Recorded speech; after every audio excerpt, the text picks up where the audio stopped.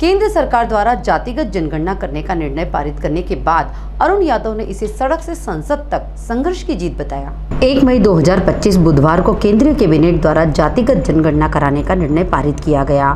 पूर्व केंद्रीय कृषि राज्य मंत्री एवं मध्य प्रदेश कांग्रेस के पूर्व अध्यक्ष अरुण यादव ने केंद्र सरकार द्वारा जातिगत जनगणना की स्वीकृति पर अपनी प्रतिक्रिया देते हुए कहा कि कांग्रेस पार्टी लगातार दलित, आदिवासी एवं पिछड़ों की मांगों को लेकर संघर्ष करती रही है। देश में जातिगत जनगणना को लेकर हमारे नेता राहुल गांधी पिछले कई वर्षों से सड़क से लेकर संसद तक संघर्ष कर रहे हैं। यह उस संघर्ष की जीत है। अरुण यादव ने आगे कहा कि हाल ही में तेलंगाना प्रदेश सरकार द्वारा जातिगत जनगणना पर एक रोल मॉडल देश के समक्ष प्रस्तुत किया है।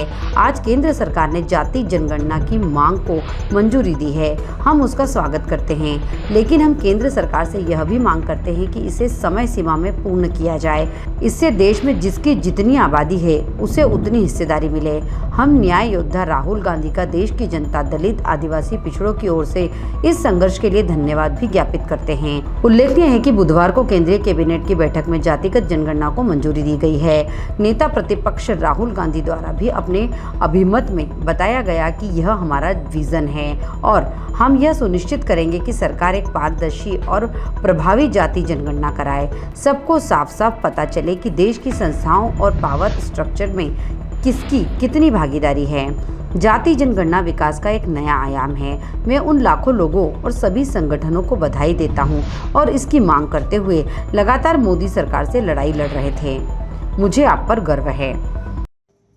कांग्रेस पार्टी का एक बड़ा लंबा इतिहास रहा है। कांग्रेस पार्टी सदैव दलित, आदिवासी, पिछड़ों की मांगों को लेकर संघर्ष करती रही।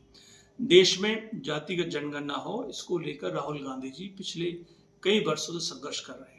आज तेलंगाना की कांग्रेस की सरकार ने जातिगत जनगणना पूर्ण करके एक मॉडल देश के सामने प्रस्तुत किया है।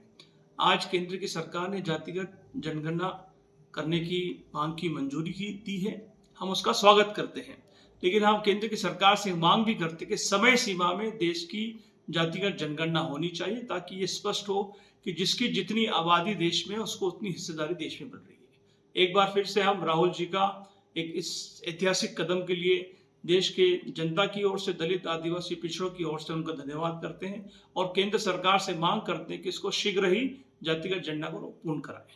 जय हिंद। Bureau report, Khargone.